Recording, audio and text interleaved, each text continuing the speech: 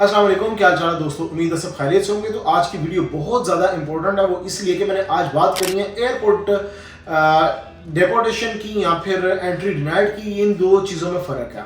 देखिए, हम भी जितने कंसल्टेंट हजरात हैं, एजेंट हजरात हैं, या फिर हुर्फ़े आम में जो भी लोग हैं, वो जब भी वापस आते हैं एयरपोर्ट से तो यही कहते हैं हम डिपोर्ट हो गए।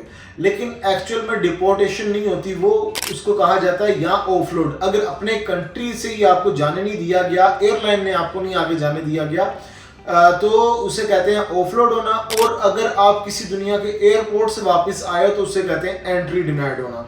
इन दोनों चीज़ों के अंदर कहीं पे डेपोटेशन नहीं है। डेपोटेशन वो होती है कि आप किसी कंट्री के अंदर मौजूद थे और आपको उस कंट्री से निकाल दिया गया किसी भी वजूहात की बिना पर। बेशक आप वहाँ पे क्राइम करते पकड़े गए या फिर ओवरस्टे हो गए, किसी भी सिलसिले में आप वहाँ पे हुए और कंट्री ने आपको आपके कंट्री में वापस भेजा, स्टैंप किया नहीं किया, बैन लगाने की, उस सूरत में कहते हैं डिपोर्ट करना।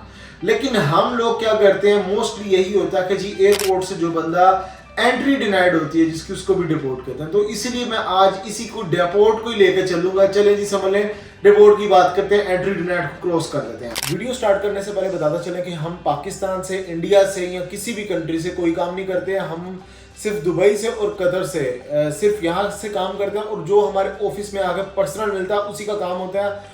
ऑनलाइन हम किसी से ना बात करते हैं, ना किसी की ट्रांजैक्शन लेते हैं, ना किसी से पैसे मंगवाते हैं और ना किसी का काम करते हैं। तो समीर के नाम पे, समीर की टीम के नाम पे, या आप समीर किसी भी समीर से बात कर रहे हैं, उसकी टीम से बात कर रहे हैं, सोच लें आप किस बंदे से बात कर रहे हैं, क्योंकि हमारे पास टाइम नहीं होता, हम किसी से बात ही नहीं करते। और अगर आप पैसे भेजो किसी बंदे को ऑनलाइन समीर के नाम पे, उसकी टीम के नाम पे, कि ऑनलाइन हमारा काम करके भेजते, वो खुद जिम्मेदार है अपने पैसों का। हमारे पास जो ऑफिस में आके मिलता है हम सिर्फ उसका काम करते हैं। जी हमें वीज़ा मिला एम्बेसी की तरफ से, एम्बेसी की तरफ से वीज़ा मिला, इमिग्रेशन ने रिपोर्ट किया। इमिग्रेशन पे अक्सर लोग फंस जाते हैं और कहते हैं कि जी हमारी कोई गलती नहीं थी, इमिग्रेशन ने फजूल में हमें डिपोर्ट कर दिया। वहाँ पे बहुत सारे और लोग भी थे, कुछ को एंट्री मिली, एक दो बंदों की मिस्टेक्स की वजह से हम भी डिपोर्ट हो गए। अच्छा, अब मुझे यहाँ पे आपने एक चीज़ क्लियर करनी है, ये चीज़ बतानी है कि भाई आप एम्बेसी की नज़र में क्लियर थे तो उन्होंने वीज़ा दिया। एम्बेसी और इमिग्रेशन ये दो डिफरेंट चीज़ें हैं, लेकिन इनका आपस में कहीं ना कहीं इंटरलिंक भी होता है। देखिए, एम्बेसी की नज़र में अगर आप क्लियर ना होते, नीट एंड क्लीन ना होते, तो आपको वीज़ा ही ना दिया जाता, वीज़ा ही जारी ना किया जाता।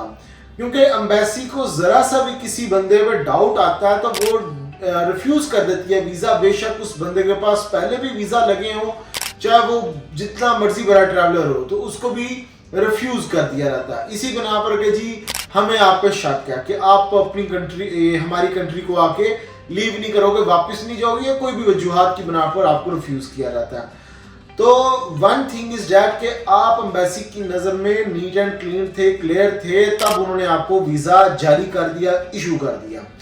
अब आती है नंबर सेकंड पे कि जी आप चले गए उस वीज़ा लेके एयरपोर्ट के ऊपर, तो एयरलाइन ने आपको जाने नहीं दिया, ऑफलोड कर दिया। उसकी क्या रीज़न है? उसकी रीज़न ये है, जो एयरपोर्ट पे जब गए हो उस वक्त पता ही नहीं था आपने जाना किधर है, कितने दिन रहना है, या फिर आपने वीज़ा कैसे लिया। अक्सर जो एयरलाइन होती है वो पूछ लेती है, खासकर डिफॉल्टर कंट्रीज़ के अंदर भी पूछ लेते हैं, या फिर जो हमारा अमला बैठा होता है वो थोड़ा सा तंग करता है लोगों को, किसी भी वजह से आपको उनको शक होता है अमले को और वो आपको जाने नहीं देते हैं। तो जी एक हो गया, वहाँ से रिटर्न आ गए। उस सूरत में आपने क्या करना? उस सूरत में आपके पास एटलीस्ट प्लान पता होना चाहिए। आपको पता होना चाहिए कि यार मैंने वीज़ा अप्लाई किया था और कितने दिन में मेरा लग के आया और कहाँ से लग के आया, यानी कि कौन सी एम्बेसी अप्लाई किया था। कुछ लोगों को एम्बेसी का भी नहीं पता होता मैंने अप्लाई कहाँ पे किया हुआ वीज़ा। अच्छा, ये दो तीन चीज़ें हो तो एयरलाइन आपको जाने देती है। अच्छा, उसके बाद आ जाती है अब नेक्स्ट एयरपोर्ट के ऊपर जहाँ से आप डिपोर्ट होते हैं या फिर एंट्री डिनाइड होती है जिस जगह से। उसकी रीज़न क्या होती है? आपने एम्बेसी में बोला हुआ था कि जी आप वहाँ पे मैनेजर हो, आप किसी भी कंपनी में कोई काम करते हो, ट्रैवल प्लान ठीक लगा हुआ था, बट कुछ भी एम्बेसी ने देखा डॉक्यूमेंट आपके, एम्बेसी ने कहा बंदा ठीक है, इसको वीज़ा देना चाहिए, दे दिया। अब जब आप गए हो एयरपोर्ट के ऊपर तो आपका जो बिहेवियर है वो है ही नहीं मैनेजर वाला, या फिर किसी भी सेंसिबल बंदे वाला आपका बिहेवियर ही नहीं है। आप जो कपड़े पहन के गए हुए वो ही नहीं ठीक है, या फिर आपको अपने ट्रैवल प्लान का नहीं पता। ट्रैवल प्लान मीन्स टू से कि आप एयरपोर्ट पे गए हो, आपने कितने दिन रहना है, 5 या 6 दिन रहना है तो आप वहाँ पे कौन सी प्लेसेस विजिट करोगे। मैं अगर जाता हूँ आज किसी भी कंट्री के अंदर तो मुझे पता होना चाहिए कि मैं वहाँ पे जा क्यों रहा हूँ, कौन सी मैं वहाँ पे बेस्ट प्लेसेस विजिट करूँगा। मैं ऐसी मुंह उठा के नहीं अप्लाई कर रहा मैं किसी कंट्री के अंदर जा रहा। आज मैं किसी भी एक रैंडम कंट्री का नाम लेता हूँ, लाइक मैं सिर्फ एग्जांपल के तौर पे नाम ले लेता हूँ, लिथुआनिया की बात कर लेता हूँ। मुझे अगर उसके कैपिटल का भी नहीं पता, मुझे पता भी नहीं वहाँ पे बेस्ट प्लेसेस कौन सी हैं, मैं किस जगह पे जा रहा हूँ, तो मैंने क्यों वीज़ा अप्लाई किया उस कंट्री के अंदर। तो ये एटलीस्ट पता होना चाहिए मैं किसी कंट्री के अंदर वीज़ा अप्लाई कर क्यों रहा हूँ। तो यही चीज़ एम्बेसी जब इमिग्रेशन होती है वो पूछती है कि आप आए किधर हो, जाना किधर है, कौन सी बेस्ट प्लेसेस पे आपने विजिट करना है, कितने दिन रहना है, शो मनी कितनी लेकर आए हो और सामान कितना है आपके साथ। अक्सर लोग क्या करते हैं, रहना 7 दिन के लिए और सामान 30 दिन का। अगर कुछ लोगों ने वहाँ पे 7 दिन रहना तो $100-200 रखा हुआ, बाकी पैसे नहीं लेके गए। क्यों? उनकी नज़र में होता है कि हमारे आगे बंदे हैं हमें मैनेज करने वाले। तो ये चीज़ें जो इमिग्रेशन वालों को साफ क्लियर हो जाती हैं कि ये बंदा डिफॉल्टर है, इस बंदे ने आके वापस नहीं जाना, इसने इसकी जो इंटेंशन है यहाँ पे रुकने की है। इस वजह से एम्बेसी जो एयरपोर्ट इमिग्रेशन होती है वो आपको डिपोर्ट कर देती है। अगर इस चीज़ से बचना है, 7 दिन का प्लान है तो 7 दिन के लिहाज से आपने अपना सामान लेके जाना है। 1000 से 1500 या मैक्सिमम $2000 अपने साथ रखने, इससे ज़्यादा भी नहीं रखने, इससे कम भी नहीं रखने।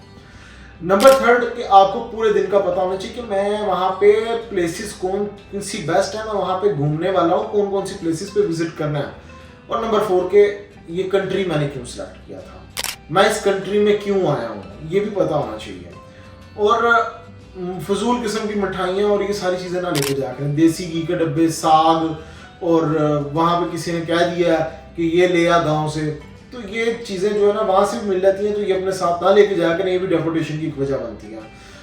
एयरपोर्ट पे अक्सर पूछ लेते हैं आपका कोई रिलेटिव, कोई रिश्तेदार, अजीज कोई रहता, वो आपको फंसा देते हैं। क्यों? आप हाँ कहते हो, कहते इस बंदे ने वापस नहीं जाना, ना कहते हो मिठाइयों के डब्बे, घी के डब्बे, साग, ये सारी चीज़ें, तो वो आपको फंसवा देती हैं चीज़ें। तो लिहाजा इन चीज़ों को अवॉइड करें। तो जो भाई हजरात देख रहे हैं जो मंगवाते हैं इस तरह की चीज़ों, उनको भी मैं कह रहा हूँ कि भाई थोड़ा आने वालों पे रहम किया करें, उनसे मत मंगवाया करें, वहाँ भी थोड़े बहुत पैसे देके किसी से चीज़ ले लिया करें। ये अक्सर लोग बुरा भी मान जाएंगे, तो मैं रियलिटी कह रहा हूँ, अक्सर लोग इस तरह से भी डिपोर्ट हो जाते हैं। तो गाइस नेक्स्ट वीडियो मिलूंगा नए टॉपिक पर, ख्याल रखें अपना, टेक केयर।